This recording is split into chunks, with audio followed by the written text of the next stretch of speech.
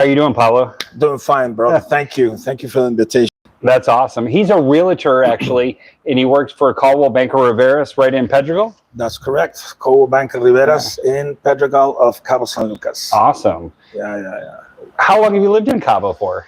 I've been in Cabo for like 22 years now. 22 years? Yeah, 22 years. I came here in 2003. From where? From Mexico City. Oh, okay. And is that where you were born? No, I was born in Chile. Oh, Chile. Wow, yeah. Chilean Dutch. I knew that, by the way. Chollero, and yeah. Yeah. What brought you to Mexico City, out of all places? Well, it's a long story, you know, where we had a dictatorship in my country, and we lived in different countries around the world, exiles, you know. And fortunately, we landed in Mexico in 1981 first. So you were forced to leave, or you? I was forced to leave. Oh, you were forced to leave. I mean, okay. and my family as well. Wow. Okay. Yeah. So you and your mother, or? My mother, my aunts, my grandfathers, my cousins, like, you know, a big chunk of the family. Wow. Okay. How old were you at the time? I was like 5 years old. 5 years old. Yeah. Did you realize what was going on? A little bit, but not really. I was a kid, but it was traumatic. Yeah, it was probably really scary for a kid that age, not knowing what your future is. Exactly. Yeah. And besides, we were in different countries all the time, and the first 25 years of my life was like living with a suitcase on my hand. Wow, that's a lot of chaos for a kid to go through. Yeah, and at some point you embrace it, and you get like adapted to the different cultures, the different countries as well. Right? Did you? How did you like Mexico City as far as the city? I like Mexico City, man. I mean, Mexico City is like the mecca of like Mexico. It's like, it's crazy. I love it. I love it. I love it's Mexico. Such an amazing town. If you've never been to Mexico City, you have to go see it. I went to go see it last summer and spent like a whole week there. It is one of the best cities I've ever been to in my life. You got everything. I mean, you got so walkable. It is awesome. You got restaurants. You got all these different. It's very cosmopolitan. I mean, you can find all the nationalities of the world in Mexico City. It is extremely clean. And the parks are amazing. We went down to Chapultepec Park. That is one of my favorite places. It's bigger than Central Park. Oh, yeah, no, yeah. That's huge. It's amazing. What I loved about it so much was the temperature. It was 72 degrees every day. It was like perfect. You know, you can't get... you know, because it's nice to take a break from Cabo to get away for the summer. It's kind of rainy some few months. You know, it rains all the afternoons, but that I miss rain. You know, rain is a treat in Cabo, and it cleans the air, man. Yeah. You know? Oh, it does. Yeah. So that's good. Yeah. So, what was your favorite part about Mexico City? Mexico City, I would say, like the southern part of Mexico City, Coyoacán, Colonia Condesa. You know, all these like.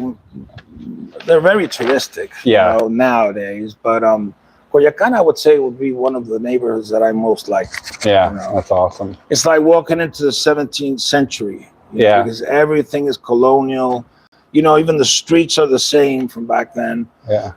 So it's a very nice place to visit. What brought you to Cabo? How old were you when you transitioned? I was 33 years back then, you know, and I came and what year was that? For the opportunity of a job, you know, a good job, you know, Mexico City. I had a job that was like very badly paid, you know, and I studied electronic engineering. And, wow. So I decided, you know what, I want to live in the beach. So a friend of mine invited me, and I came to work here at the beginning as whatever, you know. Do you remember what year it was? That was 2003. 2003. Wow. See, that was 22 years ago. Do you have any idea how many people were living here at the time? Well, I'll tell you, it was at least less than half of what we have today. Oh, okay. It was like maybe 100,000. Oh, 100,000. Yeah, okay. Yeah, more or less. Yeah, that's awesome. So So you've seen a ton of change in Cabo since then. Absolutely. I've seen the market grow and change, and you know, and I've seen businesses fall, you know, break. And other new ones come in. Yeah. And then the major resorts came, like the most luxurious ones came in 2016. So you saw more of a big opportunity to come here. Yeah, well, to better your life. Yeah, quality of life. Quality That's what of life. I wanted. Yeah. You know, Cabo definitely has that. Absolutely, it brings that. So yeah, that's one of the reasons why I moved here. See, I first started coming out here on vacation. I think it was like 2007. And no, it was actually 2003, 2002. I first started coming out here on vacation, and I absolutely loved the place. No, yeah, and I never thought I would, in a million years, live here full time. It just didn't seem to make common sense. But you know, as the city grew and infrastructure got better, and just the city expanded, it just made more sense, and I love it because the weather is dynamic. Well, look at this. I mean, what's the main product that we have in Cabo? The sun. The sun. We got 350 days of sun. Exactly. You know, a year, so that makes it great, attractive to. Plus, we get less than 4 inches of rain here. Yeah, it's a pretty dry. When we do, it really rains hard. You know, when we get a hurricane or something like that. It's the least humid beach city in all of Mexico. Absolutely, which sold me because I'm from Phoenix.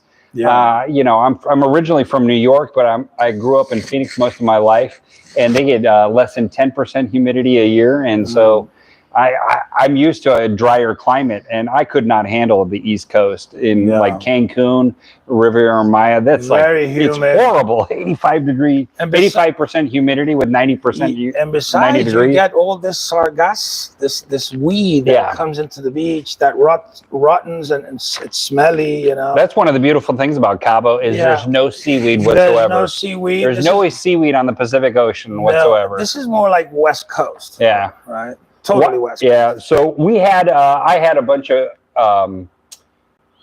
subscribers. They knew we were going to be doing this live stream, and so they sent us tons of questions. That I really appreciate it.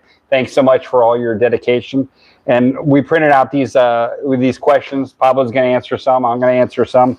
Indeed. So, why don't you ask me the first couple of questions? Okay, this is a segment called "Investing in Cabo San Lucas." Mexico. I'm sorry. Yeah, we're talking about investing in Cabo San Lucas. Why is it a smart thing? Why is what to be concerned about? And we're also going to be going over gentrification issues. I know that's a hot topic right now, especially in Mexico City. Absolutely. And in Mexico in general. Yes. So people have concerns about that. Not only the locals, but people that are investing, the tourists, and people come from other countries. See, so absolutely. So I'm going to start with the first question. Okay. And it goes like this. It says, what makes Cabo life so appealing?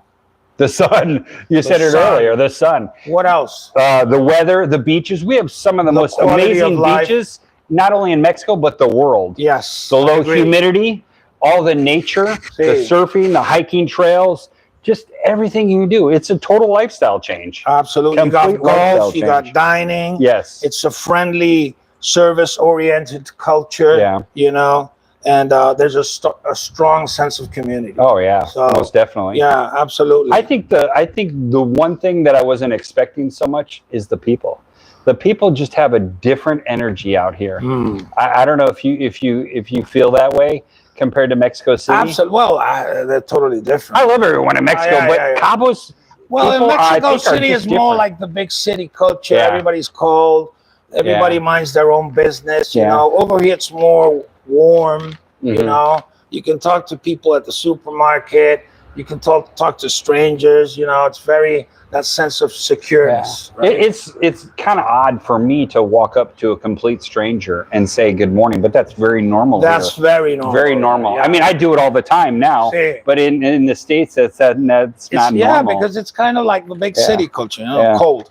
So the second question would be, why is Cabo desirable to live or invest? Well, we just went over that. Just like all the positives of it. Well, but one of the reasons why it's so good to invest, as you said earlier, is Cabo's doubled pretty much in size every 5 years. And it's crazy. Who would not want to live out here? The weather's perfect. We have the most amazing beaches in Mexico, and it's very low humidity.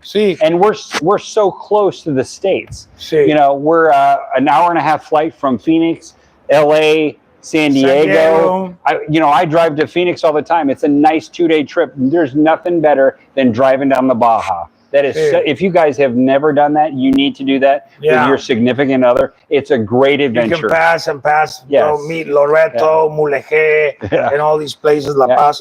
I will warn you though, you make sure you fill up your gas tank every time you see a gas station, because there is not a gas station like every 10 miles like there is in the States. They put them out 250 miles apart. You know, they. Yeah. It's still the Wild Wild West. Well, it says the answer to your question is steady tourism, limited coastline, modern amenities, and proximity to the U.S. and Canada. Oh, yeah. So it creates consistent lifestyle and investing demand. You know. What does Cabo? How does it differ from other destinations in Mexico? Well, I think first of all, Cabo is like we live in an island where you live like secluded from the rest of the world. I would say, from the rest of Mexico.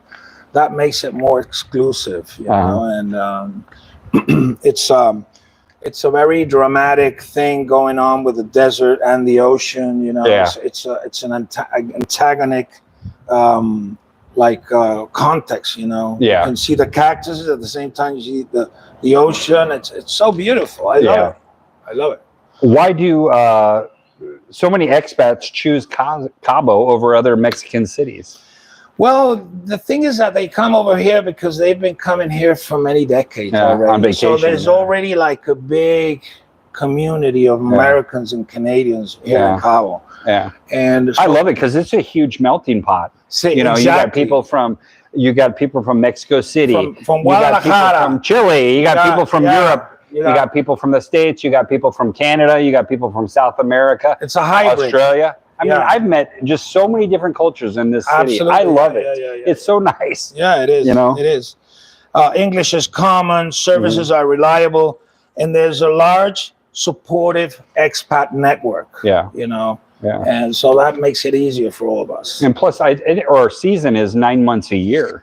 Our season is 9 months sort of like 9 months a year. The low season is from October to May, I would say, more or less. Yeah, I would say June, but I love the heat. Yeah. I love the heat. So. June is when all the humidity and all the bugs come in, and you know. Yeah, exactly.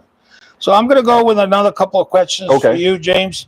So how important is the weather? Well, we already touched this. That's one of the reasons. One of the top 3 reasons why I moved here.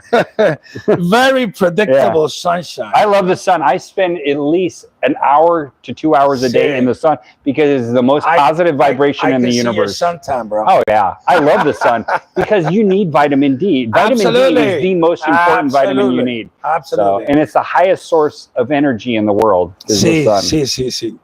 So and why is Cabo's market growing quickly? Why do you think it's growing? Everything we just covered already. Yeah, we all want to. It's utopia out here. It is awesome. We got new resorts. We got new infrastructure. Yeah. We got limited buildable oceanfront properties, right? Yeah. Definitely. We've got a strong brand recognition and a remote work flexibility. Yeah. You know, that's another topic. Oh yeah. When it came to the pandemic, you know. In 2020, it was amazing. In 2021, how all these investors came to Cabo and the inventory didn't just last, it was gone. Yeah. I mean, property values, almost doubled, tripled since over the past 5 years. See, absolutely. It's crazy. And people, you know, they realized they could work remotely from the computer. And I said, you know, why work in wherever I am, and why not work in Cabo? Why not live in paradise? Yeah, and work with a margarita in your hand or whatever, you know? Yeah. Okay. I totally get that. So, is now a good time to invest in Cabo San Lucas? Well, according to the numbers that I've made the analysis, it's still an economy that it's blooming. You know, it's still growing. Yeah. We have projected 4.1 and a bit million tourists by the end of the year.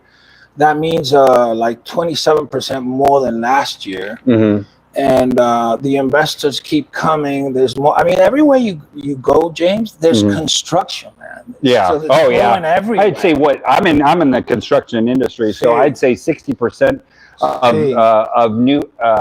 of the market is construction right now. There's construction going on every day, every corner you meet. Everything is brand new. This is such a vibrant city.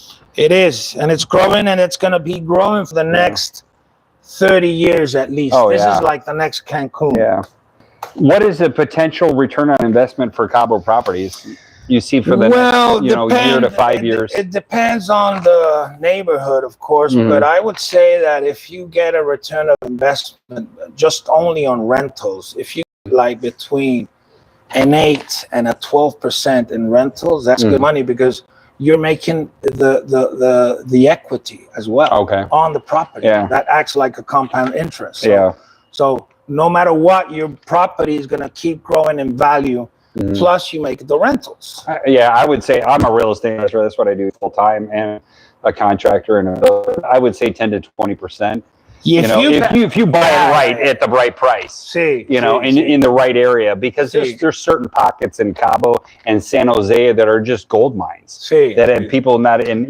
I feel like the Pacific Ocean, is the place to be. That's why we're building our dream home. That's why I like it over there, because in Rolling Hills. It's cooler.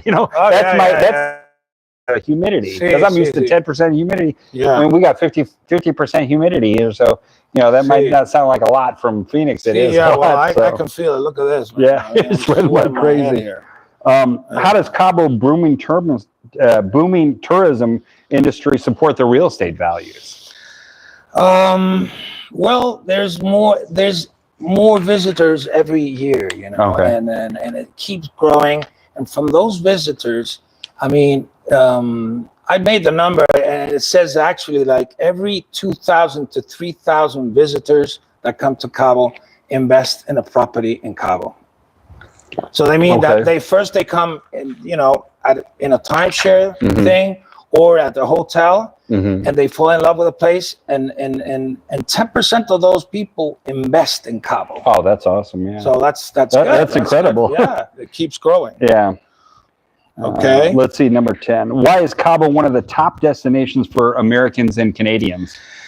Well, it has direct flights. Flights to like almost everywhere not in the United States, but yes, in the United States. If not, it's connected through. You can get here for 5 hours from New York City. That's crazy. Miami, like 5 hours. Yeah. So there's a cultural familiarity. There's healthcare access. And there's a quick time to beach experience. I mean, meaning you're 10 minutes away from the beach, bro. You know about the Bisbee fishing tournament and the golf tournament. I worked for the guy. Oh, you worked for the guy. I worked for Bob Bisbee. So tell everyone, the fishing tournament they have here, the annual fishing tournament. Well, that was actually kind of my first job when I got here in 2003, and Bob Bisbee invented this, fishing tournament. It's always, there's two, like the what do you call it? The black and blue and the offshore, something like that. What's the best fish to catch here? In those, well, the tournament is about the black and blue marlin. The black and blue marlin, the big one. Is that good to eat? It's good. Good for fish tacos? Not really. It's good to smoke. Good to smoke. But it's more like for the glory. The size of the fish that you get. And over here we get like the biggest marlins in the world. Oh, that's awesome. Yeah. Do you like fishing yourself? Yes, I do. Not as much as at the beginning, because when it gets choppy in the sea, it makes you dizzy, and it's not a good thing for me. We get this question a lot. And is Cabo a safe place to live? Absolutely. Yeah, I think it's one of the safest cities in Mexico. Easily top 5. Absolutely. Pretty much everything you've been told from the media, especially from the U.S. media, has been a complete lie about Mexico. There's so much. They don't want you to go outside the country because they want you to spend your U.S. dollars, your Canadian dollars within their own country. There's so many lies and myths being told about Mexico. Like you can't purchase a property. That's a complete lie. It's total BS. You can buy a property. You just need a fideicomiso, which is a bank trust. It's a trust. In order to secure a property, and it's no different than anywhere else in the United States. That's right. So, let's see. How do foreigners feel? Do foreigners feel comfortable buying property here? Yes. Well, I mean, at the beginning, I think when you have a client that is not sure that he wants to invest because he's never invested in Mexico before. It can be very intimidating. It can be. So you got to educate them. You got to do this, like go to school and explain him how it works. You got to have the time and patience to explain him. You know, because you have to put yourself like in his shoes. Oh, of course. Yeah. It's his money. It's empathy and compassion go a long way. Absolutely. So I remember when I came out here to invest, I sold my home in Phoenix pretty much within a matter of weeks after both my parents passed. And I said I needed a huge transition, huge change in my life. I got in the car. We headed for the Baja, me and my dog Marley. I sold all my possessions, not knowing that I was going to live here long term. I had a good idea that I would love Cabo because I've been here 8 times on vacation, but I was not comfortable buying here at property first. So I totally understand. I had to do all the research myself, regardless if my realtor was telling me one thing or another. I learned majority of the stuff through YouTube videos. You know, YouTube is an excellent tool to teach you, you know, and the process of building, you know, how to purchase property in Mexico. Because it's a little bit different, but it can be very intimidating for someone. You know? Yes, and besides all the notarial and all the due diligence, it's not like in the United States. Oh no, yeah, it's long. There's a lot more cooks in the kitchen. There's a lot more cooks in the kitchen, but you know, if you do it right with a knowledgeable agent, you're not going to have any trouble. Oh no, you shouldn't. Yeah, make sure you do your due diligence, do your research, and surround yourself with a team of people that you can trust. And if you're not getting the right answers to the questions, you need to walk away. Go find someone else. Because there's tons of opportunity in Mexico out here. You just need to find the right people. The right agency. You know, it's like dating. You know, you date a lot of bad seeds before you find the one. Exactly. You know? So.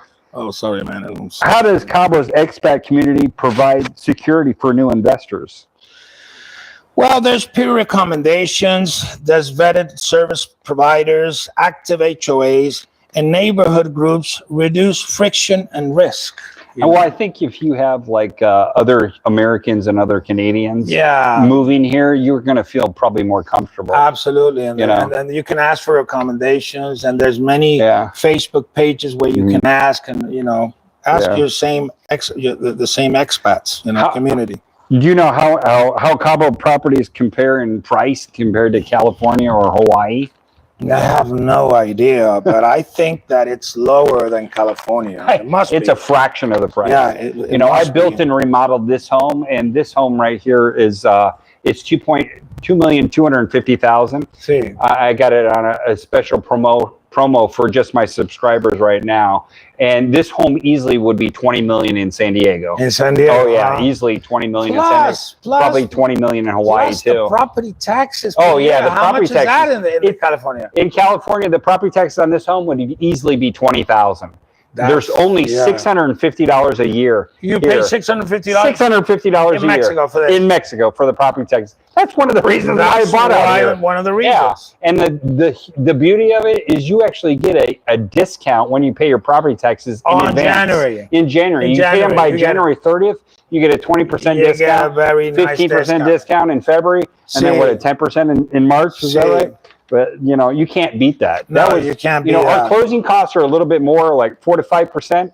See, well, I mean, when you're a buyer, you're going to be spending, like, there's a 3% of the ISABI tax.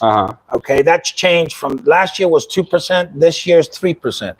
So it's a 3%, and there's like another 3% more between notaries, attorneys that they're going to coordinate the closings for you, the appraisal. So what percentage would you get? Another 3-4%, maybe. You'll pay 6-7% on closing fees, depending on the property, of course. Oh yeah, yeah. If it's below, if it's below a million, you're going to pay. You're going to pay around 5 to 6%, 50,000-60,000 in closing costs. Yeah. So you better consider that when you buy a property. Okay. But it's a one-time thing. Yeah. You know, the rest of the year you just have to pay. Well, if you're going to be, you're going to make up with your property taxes. You're going to have to pay the $650 that you pay and the HOA fees as well. Yeah.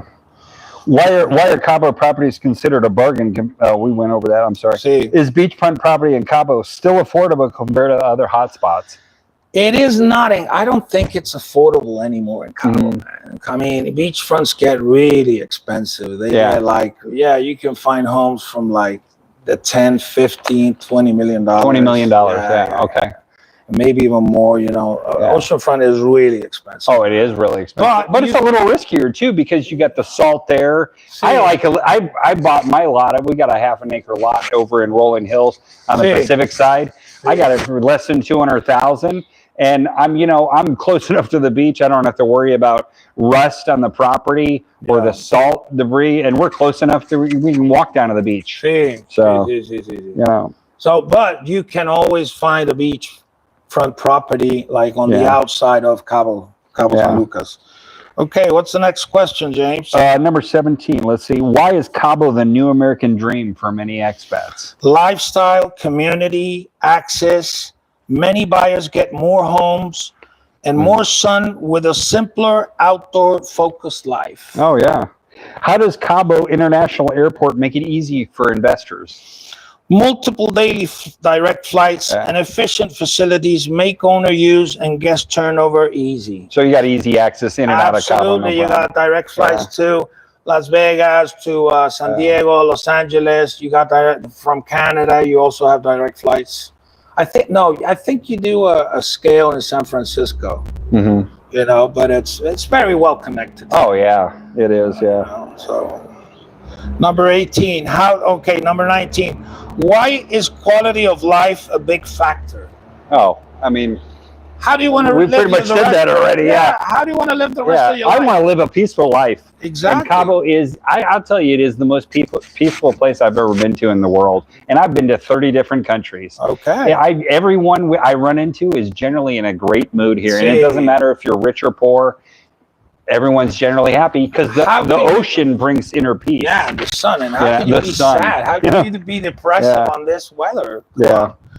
So the last question on this segment will be, why is Cabo not just an investment, but a lifestyle upgrade? It's both. It is an investment. It's a phenomenal investment. It is. As we said, Cabo's almost doubled, almost 40%, 50% in value. Yeah, absolutely. Since the pandemic. I've seen like people bought a house for like $500,000. And today it's worth $1.5 million, $1,800,000. And it's only going to go up in value. It's just going to go up in value. Yeah, that's why I love real estate. Did you know that 90% of the wealthiest people in the world are real estate investors? Oh, I didn't know that. Yeah. 90% of them. I'll tell you that many of those are here in Cabo, and they invest in like all these exclusive resorts like Chileno Bay, El Dorado, Maravilla. But it's still affordable for the average person. It is. You can get a gorgeous brand new condo for $300,000. See, you can get a nice condo for $300,000, $400,000. Yeah. You can even get finance. With a couple of companies here in Cabo that can give you, of course, they're going to charge you a rate interest, right? But you can finance it too. Yeah, that's awesome. So what would you say the average price point for a house here is? The average transaction? That's a good question because I did my homework yesterday and I was looking at what's the average number, and it says that the average price for a house in Los Cabos is $1.3 million. 1.3. Wow, so it's gone up almost 300,000 in the last year. And the average price for a condo is like $665,000. Wow, really? Wow. See, I mean, you got to consider there's condos from $5 million all the way down to. This is really a luxurious town. It's not a cheap place to live. No. So, but my cost of living from Phoenix is almost identical. Yeah, So it was a change. But if you're coming from California, you're coming from New York, you're coming from Canada, you're going to save a ton of money. Absolutely. Usually. I mean, look at in the long run, how much are you going to save just in property taxes? Yeah. And if you buy a property to invest to rent, well, you're going to get a nice, juicy return of investment, and you're going to get equity as well. Yeah. Now, speaking about juicy, now we're going to get into the topic most people are juicy.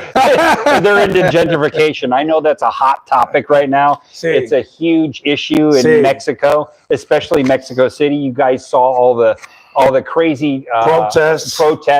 The people destroying Mexican businesses, destroying Mexican residents. Why did this happen? Well, people get pissed off. I mean, that's the honest truth. Why? Because, before they could rent a condo in, let's say, $1,000 a month, now that all these foreign customers came into the neighborhood, instead of paying $1,000, now they charge $2,000 or $3,000. Okay. So that's like a shift. So they make them outside. They just move them. Okay. Do you think if they were in the same position, they would do the same thing? Absolutely. Why not? It's a business. I think anyone would. Anyone would. You know, I would like to make more money if I had a. I mean, I can understand where they're coming from, and we need to have empathy and compassion for everyone in their position. I understand. But you can look at the situation two ways. You can either look at it like a victim. See. Or you can be the hero of your own story. See. And everyone needs to rise up to the occasion and work together as a community to help one another. You know? Absolutely, I think so. There is pros and cons to everything, and that's what we're going to go over today in this hot topic about gentrification. Gentrification. Yeah. Well, technically, it says gentrification is a neighborhood shift where higher income residents and businesses move in, raising prices and changing the area's character. Yeah. Okay. So the next question would be, how's it showing up in Cabo, Tulum, or Mexico City? Well, we just talked about Mexico City. Yeah. That it's moved. There's a very, very nice neighborhood in Mexico City called La Condesa. And that's where people are so pissed off because, you know, now the rents are triple, you know. In Cabo, how does it go in Cabo? Well, Cabo's always been more like a luxury destination. Yeah, it's always been a luxury destination. Yeah. So I was talking with one of my guys the other day in construction, and he said that he's been affected by gentrification. I said, how? And he said he went down to the marina the other day, or he goes down to the marina every now and then. See? And, you know, he was treated differently. And I said, you know, because he was Mexican. Yeah. And I said, well, that's not really gentrification. I said, that's racism. That's racism. You know, by his own people. Yeah. This is just sad that anyone has. Racism is a vibration. It's a negative energy. It's a low vibration. It's a low vibration. It's a victim mindset. It's the weakest people in the world are racist. So I agree totally. So, you know, it's just sad that he would say that. And well, he feels that shift, and he feels that he's treated differently because he's Mexican. Because people here profile you, you know, especially the timeshare industry. The OPCs are targeting you, you know, to bring that to their presentation. If you know, that's tough. I'm sorry anyone feels that way. So main drivers in Mexico.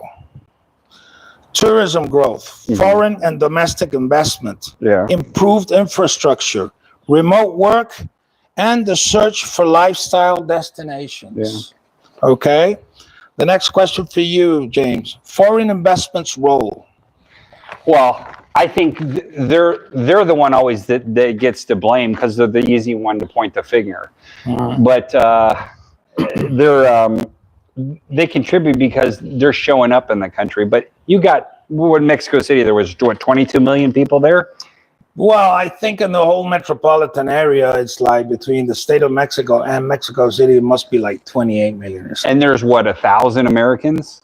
No. Or a million, I'm sorry. In Mexico, they say there's like 2.1 million American people living in Mexico. Well, I guess... in Mexico City, I don't know the number. Couple 100,000. It must be at least. I mean, have that really affected the city that much, you think? No, not or are they city, just embellishing it? Just some neighborhoods. Yeah, they're just embellishing it. You know, because I think those sections have always been rich to begin with. Even before, you know, other expats have moved there. I mean, they were like nice, but you know, now they became nicer because that's where the foreign, you know, people, that the residents, they like to hang out and they like to live. La Condesa is one of them. Oh, they're a beautiful area. Beautiful. Yeah, but beautiful. I can totally understand where they're coming from. But you know, we need to support everyone as a community as a whole. We should, you know, and help each other.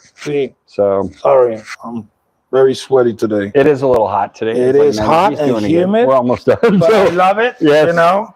How does gentrification improve? These are the pros. How does gentrification improve local infrastructure? Hold on, let me get to that question. Number 5. It's number 5, guys. Okay. Number 5, improved infrastructure.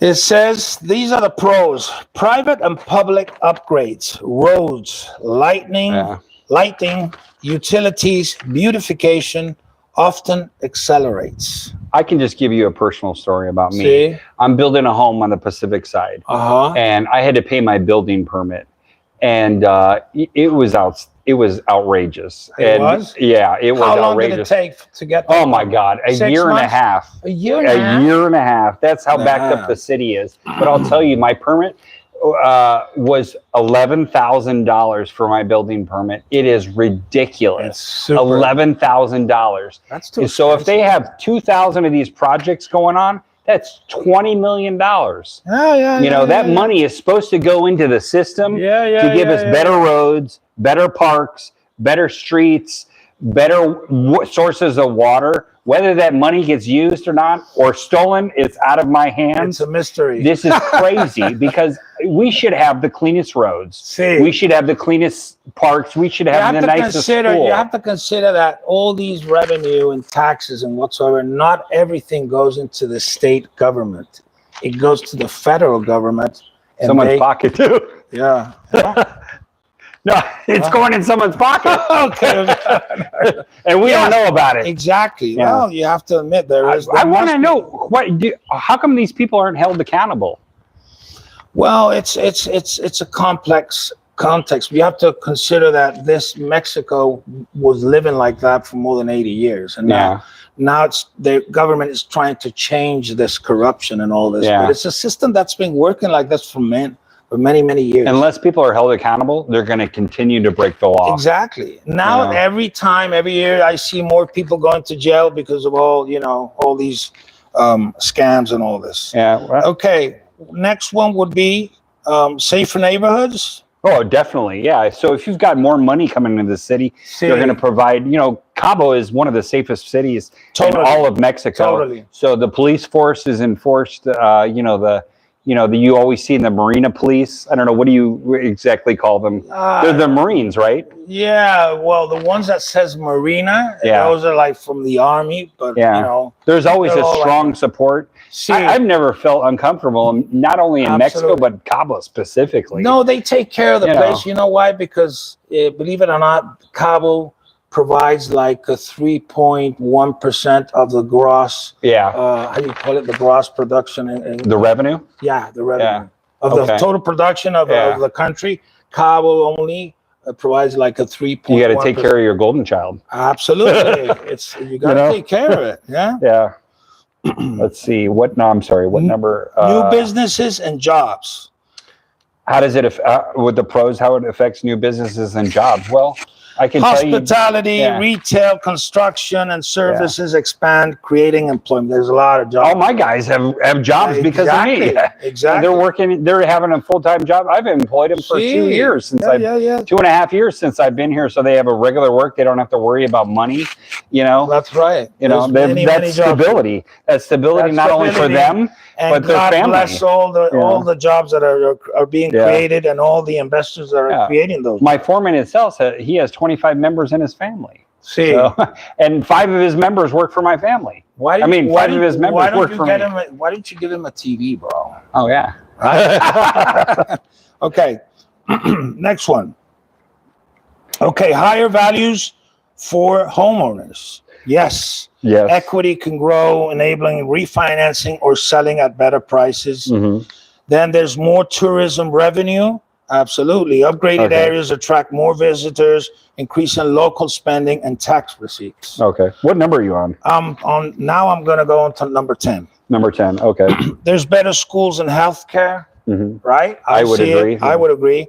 Growing demand can attract private schools, clinics, and services. Public services may also see incremental investment. I remember that when I came, the only hospital that we have over here was the IMSS.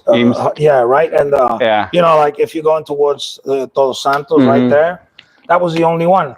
Now we have private ones that we didn't have. I went to this private hospital, a private clinic. I think I only paid like 250 pesos to go see a doctor. That's crazy. 250 so pesos. cheap. that's, $15. And then I went to go get the medication and it was like another $20. That's crazy. That would be in the States how much easily would that over be in the States? $400, maybe 150, 160 to go see the doctor, and then a couple of hundred for the medication. Oh, easily. Shit. And the thing is, I would have had to wait probably a week to see my family doctor. I went in there, no wait.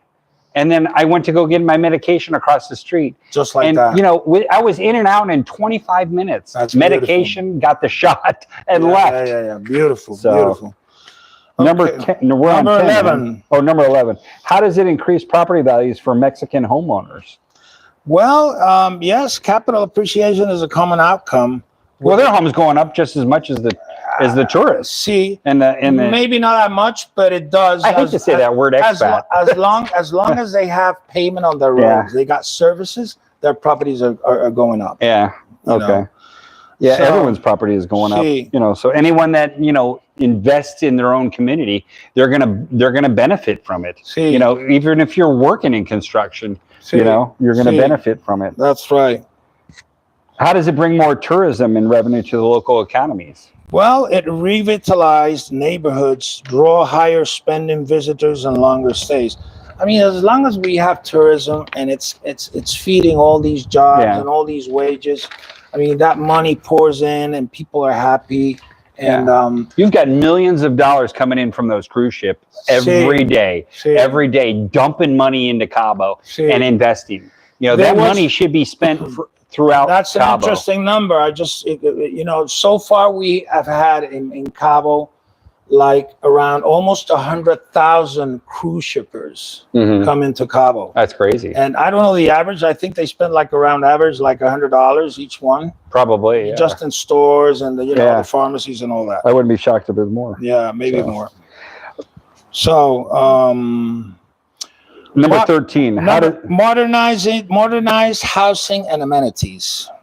Oh, definitely, yeah. Absolutely. Yeah. We could improve in that area. Like in Cabo, I love it, but sometimes I feel one of the reasons why I love this city so much is it kind of makes me feel like the 1980s.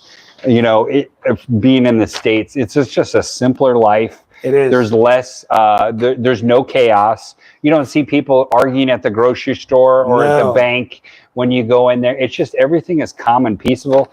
It's nice when you're in a small town. Because I consider it a small town. There's less than 400,000. I'm from Phoenix. There's 5 million there, and it feels like the 1980s to me. And I understand. Yeah, I love it. Compared to Mexico City, that's a metropolis. I used to drive to my job in Mexico. I was going to make 2 hours, and then 2 hours to get It's back. one of the biggest cities in the world. It is. It is. After Tokyo, I think. The cultural exchange. So what's the pros on the cultural exchange? Well, there's more interaction between locals and foreigners, can broaden perspectives and create new cultural offerings. Yeah. So that's part of the deal. You got to melt and you got to learn from each other, right? And number 15, now we get to the juicy part. Juicy part. How does gentrification drive up housing costs for locals? Demands lift prices and rent, making central areas less affordable. Yeah, I think inflation is a huge issue. Not only, a lot of people confuse inflation with gentrification. Because inflation, I know in the States and in Mexico and the world, has gone up probably 30 to 40% in the past 5 years. Would you agree? Well, it's averaged like 5-6% per year, depending on the country. That's the inflation. I think the last time I checked with the States, I think the average price in Phoenix is about 500,000. And if you look at it like 10 years ago, it was 200,000. So it's, how can someone survive like that? Yep. So it's not only happened in Mexico, it's happened around the world. Around the world. And I think really a lot of people confuse gentrification with inflation issues. Because the cost of, I already know that our grocery bill here in Cabo has tripled since I've moved here. And that's happened in the States. You got Trump doing all these crazy tariffs, charging everyone. He's only charging his own citizens. They ultimately pay that. They're the one paying the price. And you're gonna get it. You think the other countries are paying it? No, you're paying it. You're paying it. You as a consumer, as a buyer. You know, you're paying it. That's one of a lot of reasons why Americans are moving out here, to get away from all that drama and chaos of the toxicity of the United States. Totally agree. So what's the impact on renters who can't afford rising prices? They need to work harder. Rent burden, relocation pressure, and instability increase. Yeah, they need to relocate. They need to work harder to live a better life. Unfortunately, you know, we all need to strive harder to live a better life. You can, as I said, you can look at it like a victim or a hero of your own story. I think that it's not even about working hard, because I'll tell you something, man. Mexicans work really hard. I meant to say work smarter than. Yeah, you got to work smarter. Or if you have a job, well, on the evenings you have to have a side business, a side hustle. I think every one of us has a side hustle. You must have. You know? That's the way I started, and today I have two businesses. You know, I got my mattress business, I got my realtor business. I'm in real estate, I'm in construction, and I'm a YouTuber now. And now I'm going to be investing. I'm going to do my first project, just like yours. I'm going to do my first one. Yeah, and I also, I want to invest in other businesses in Cabo, because I think that this city is not. This city is the place to be. This is the city to invest in. I'm sorry, what number are we on? We were number 17. Has inflation played a role? Well, we've already talked about that topic. And of course, yes, it has. It says, yes, global inflation raised materials, labor, and financing costs, compounding affordability challenges. Yeah. So yeah, absolutely the same thing. Number 18, displacement of longtime families. Yeah, unfortunately, that does happen. See, we were talking about that. When the prices rise, people that are used to pay like $500 a rent per month or $1,000, whatever, now they have to pay $2,000-$3,000, so they're forced to move. It's a sad situation. Sadly, because I put myself into their shoes, and I would be really pissed off. Oh, I would be pissed off too. Yeah. But eventually, I couldn't do nothing, because that's the market. Yeah. That's the world we live in now. That's the world we live. Yeah, there's nothing we can do about it. There's nothing. We can't go back into a time machine. Go to Vancouver, go to Miami, go to Toronto. It's everywhere. It's everywhere. Yeah. All right. So number 19. Does gentrification create resentment among locals and expats? Yes. If locals feel priced out or culturally sidelined, tension grows when benefits aren't shared. Yeah. I think it's all a mindset, though. Yeah. Because it is, it's tied to racism, because you're either going to look at this situation like a victim, or you're going to look at it like a hero. See, but I can understand. I mean, once, they're seeing like they're left out of the game.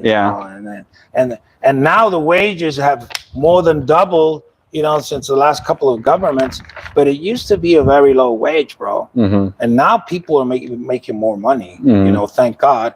And that helps everything, because that all that money blends into the economy. Yeah, I would agree. Yeah. So everyone can do better, though. Yeah, of course. Everyone needs to do better. I think the most important thing about Mexican families is that they thrive, and the most important thing for them is the family. Oh, of course. Right. Despite the job they work. Hey, your family comes They first. work really hard. Believe they work with this weather all year round, and then construction and really hard jobs, man. Yeah. And the most important things for them is family. That's why Mexican families are so united. That's one of the reasons why I moved out here. See. So yeah, I mean, I love my Mexican culture. I love it too.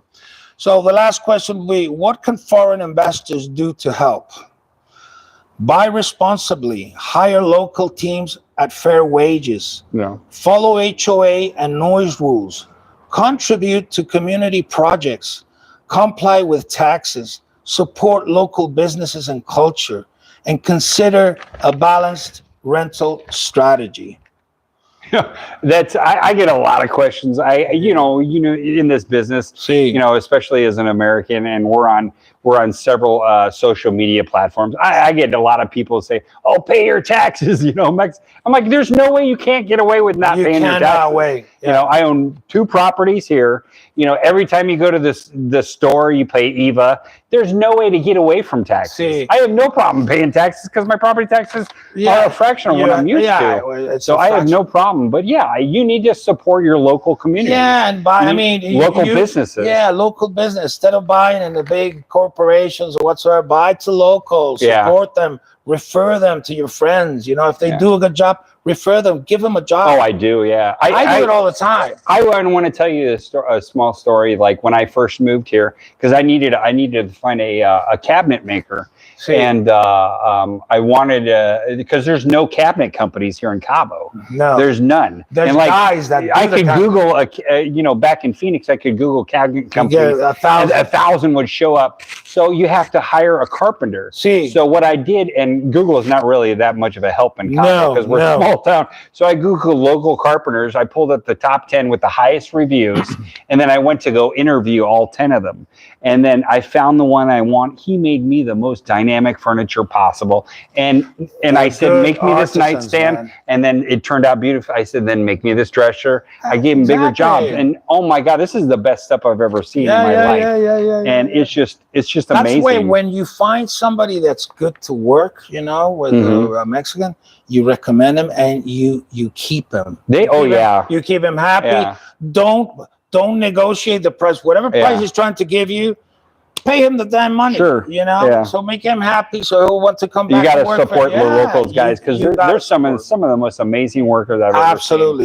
You know, some of the most creative people. The guys I work with are truly amazing. I'm truly blessed to have an entire crew. I bet that most of them weren't even born in Cabo. They come from other states. And they live to support their family and send money to their mother. You know, in Chiapas or whatever, Mexico City.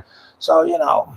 Help the community, guys. We're truly blessed to live here. You know that. Absolutely. Yeah. I thank every day. Yeah. What is your favorite thing about Cabo? The quality of life, man. The lifestyle. It has to be the lifestyle. That's number one. Yeah. You don't have to be rich to enjoy this place. Yeah. You know.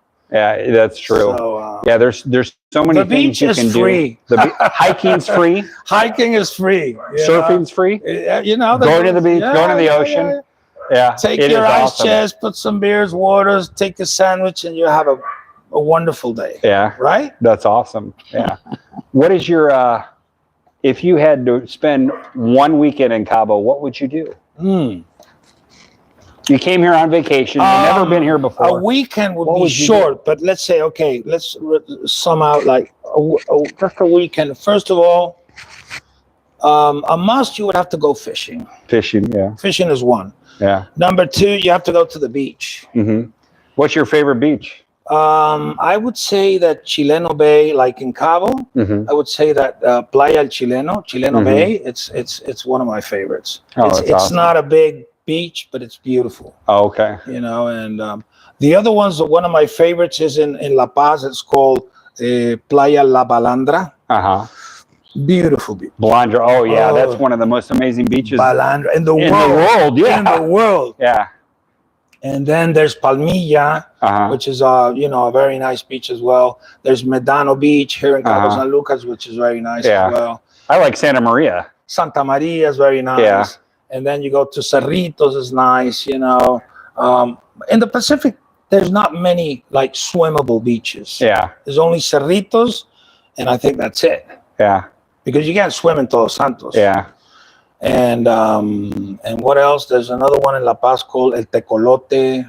Very nice beach as well. So, yeah, that's. Well, you bought a property at what's in Cerritos? I bought a property in Pescadero. And you're going to be building on it soon? I'm going to be building on that hopefully soon, the next couple of years. How far are you away from me in Rolling Hills? Maybe like half an hour.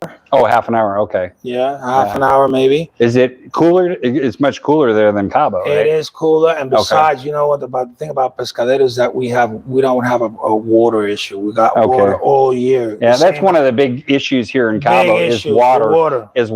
Like we haven't had water. We don't get water running into our house 24/7 like you do in the States. So you have to the city normally only delivers water once a month. And it's once a week in my case. Oh, once a week? Yeah. How do you get water? once Well, a I week? live right next to the sunset, the Pueblo Bonito sunset. Oh, wow. Yeah, we get it I once need to a week. move. But with the recommendation, if you have to build a big water deposit. Oh, 15,000 liters at least. Yeah, I got a 20,000 So every one. time the water comes in, it fills the water deposit, and you don't have to worry about the water for the next month. Yeah. Yeah, that's one of the huge concerns in Cabo is, besides the roads, is the water issues. But I think if you can live with that stuff, you know, we live in paradise. You know, so there's going to be pros and cons to every place you live. So every place. So, and I'd rather live in paradise and have a few cons. Yeah, well, there's always going to be some cons, you know, and it's a small city still, thank God, you know, but it's still growing, and there's a lot of beautiful things about the place, but there's a few cons that, you know, we can't outrule them. We have to face them and live with them, you know. Yeah. So I would say that. Well, I guess, hey, thanks so much for you guys for tuning in. I really appreciate it. If you have any further questions other than the ones you sent us by email, go ahead and send me. If you guys are looking for a property, you can either reach out to me or Papa, and either one of us would love to help you out. Absolutely. Thanks so much for your time, Thank you so much, James. It's a pleasure. You have a good day. Thank you. You too. Take care. Guys. Thank you. Oh, man, I was cooking my ass over there. Oh, shit. Look, I'm all sweaty, dude.